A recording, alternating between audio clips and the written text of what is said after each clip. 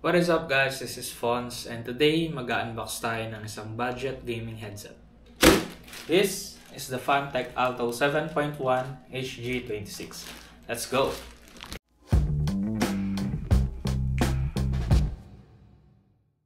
Okay, so is this the right budget gaming headset for you?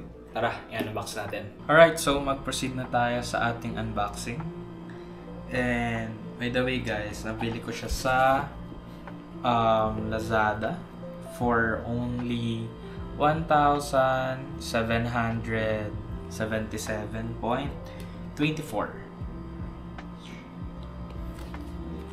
Parang kailangan ko ng mas matalim na knife. Ayan. Pero nung chinek ko siya sa official website ng Fantech, nasa 1,950 pesos siya. So, ito na yung mismong headset. Ngayon natin. And, ayun. Yun lang ang laman. Sa itong mga papeles niya. Ayan. Wala na. By the way, tingnan nga muna natin itong sa box.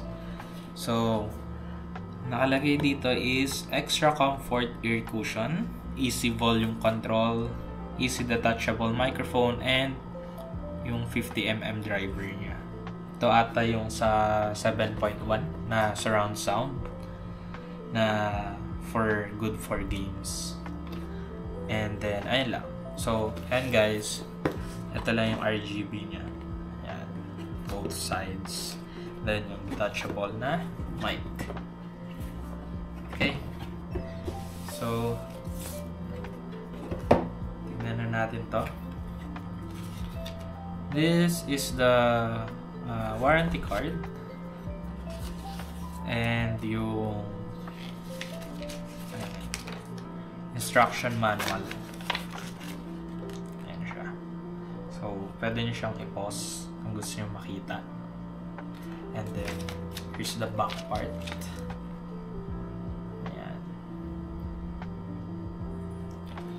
And I think nakikita rin naman to sa mismong website ng Fantech. So, now let's move on to the headset itself. Ayan natin to.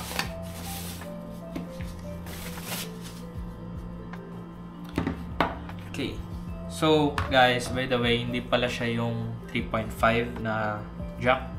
So, naka-USB siya. Gold-plated. Ayan. Nakikita niyo ba? Ayan. Gold-plated. Hindi nag-focus. Kailangan ko talaga bumili ng ng bagong camera. Tapos, braided cable siya. Kung nakikita niyo, nagpo-focus man siya. Braided cable. And, I think this is more than 1 meter. Na cable. Siguro mga 1.5 to 2 meters na cable. Then ito siya guys. Makikita niyo. Ayan. So malambot yung mga foam niya. Then yung sa air cushion niya, yung foam niya sa tenga, ayan, malambot din. Synthetic leather. Pero siya di na siya na papalitan. Tama ba yung term ko? Kasi di ba may mga sa mga ibang brand or mga higher end na gaming headphones is pwede siyang palitan to. Pag for example, nagbakbak na itong niya, leather niya, pwede siyang palitan. Then ito yung earphones niya, may na rin tag dito, yung for wind something. Ayan. Wait lang, di mo balik. Ayun. Okay. Nabe-bend din siya. Ayan. Then, pagtatanggalin lang, ayan lang. And, yeah, wala siya sa kabilang side. Dito lang. Ayan. Saksak mo lang. Tapos, it's na. Then, ayun. Adjust siya hanggang ganyan. Ayan. So, for comparison, ito yung naka-adjust na. Ito yung pinaka hindi pa naka-adjust. Ayan. Ayan siya. Then hindi siya na ano tawag sa ganun? Basta yung ganito. So adjust lang siya sa height para sa tenga mo. Then on the left side ng ating headset, may volume dito, volume knob. So yeah, minus and plus, volume down, volume up. Then I think napipindot ba to? Ayaw ko.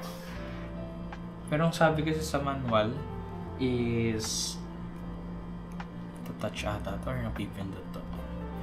Then yung sa mic, ito guys, on or off lang. Yan, para kahit nakalagay siya, may option ka dito para i-on or i-off siya. No need na kayo tanggal.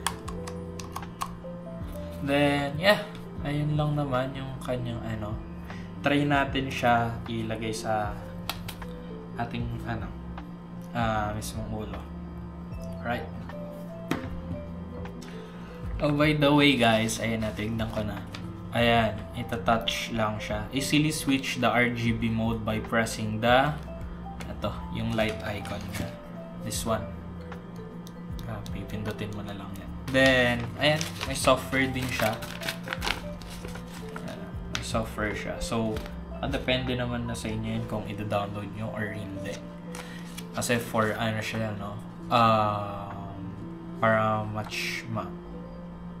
para mas maganda yung maririnig yung sound, diba? Para ma-adjust nyo. Pero for me, hindi ko naman na kailangan siguro yun. But let's see kung maganda talaga. Anyway, try na natin to sa isuot sa ulo natin. Let's go! And guys, so kung nakikita nyo, ganito yung itsura pag nakasuot na siya. Tanggalin naman natin to. Nadidistract ako dito. Ayan. Ganyan siya. Ayan. Side. Side.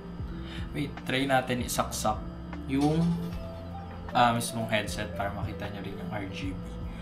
And by the way, pag nagsasalita ako habang nakasuot to, parang hindi ko masyadong naririnig yung boses ko. Kasi siya, over ear, ba ang tawag doon? Sasakop yung buong tenga mo. So let's go, tignan natin. Okay guys, so na-try na natin, isaksak siya sa ating laptop, and ito yung kanyang RGB, nakikita niya. Ayan. Oh, may Fantech logo rin pala banda dito. And meron rin nakalagay dito Fantech. Ayan. Anyway, so ayan. And sabi sa manual is ipipress lang natin to para magpalit ng color. So let's try it. And okay. Green, blue, violet, ano ba yan? Pink, then off. Then ayan, bumalik na ulit siya sa yung cycle niya. So ngayon, let's try the music test kung maganda yung quality na na-produce na itong headset na to. Alright guys, so buksan natin. So kung naririnig nyo, nandito lang yung aircon. Yan, nandyan lang banda. And sa akin, naririnig ko siya. Pero let's try playing something.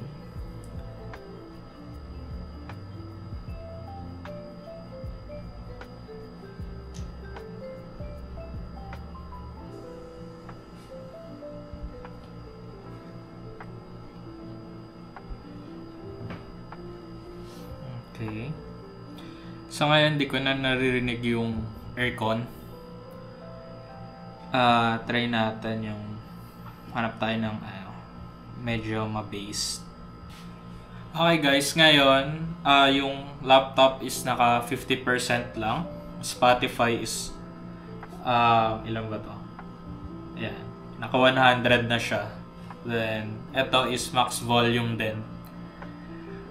Maganda. Okay. Naririnig. Maganda yung bass. So far, maganda yung quality ng sounds niya.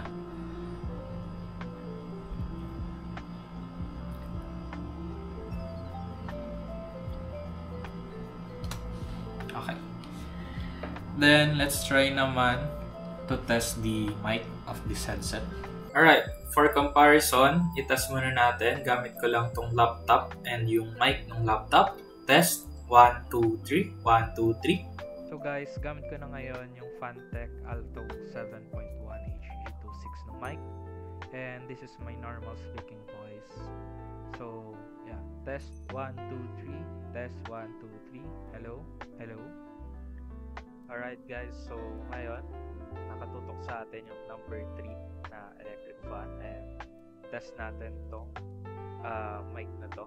So, test 1, 2, 3. 1, 2, 3. Lapit pa natin. Test 1, 2, 3. 1, 2, 3. Hello? Naririnig niyo ba ako? Alright guys, so review natin. Final verdict.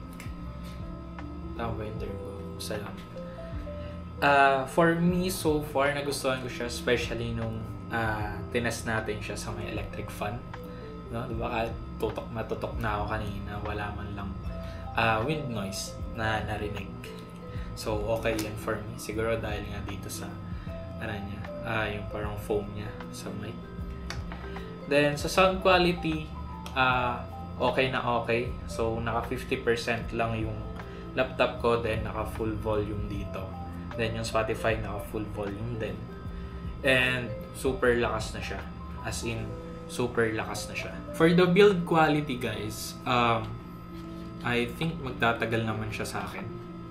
And, ayan, super lambot. Kung nakikita niya. Ang lambot ng kanyang foam. Sa tenga, nung tinitest ko siya, yung nakasuot siya sa ulo ko, super lambot. Hindi siya ganun kabigat. And di siya ganun kagaan. For me, sa akin, saktong-sakto lang siya. So, kahit na iganang-ganon mo, hindi naman siya nahuhulog. Or, na tatanggal sa basta makapit siya. So, why did I buy this headset? So, for me kasi, kaya ako ito binili kasi based rin naman sa reviews, 5 stars siya. And tignan ko rin, of course, sa other tech reviewers na may review ng ganitong headset. And so far, so good. Next is, hindi lang kasi pang gaming ko siya gagamitin. So, pang business meetings din. So, as much as possible, malit lang RGB. Konting RGB lang kailangan ko. Pero, ayun nga. Syempre, mas okay pa rin po may RGB. Dagdag FPS yan.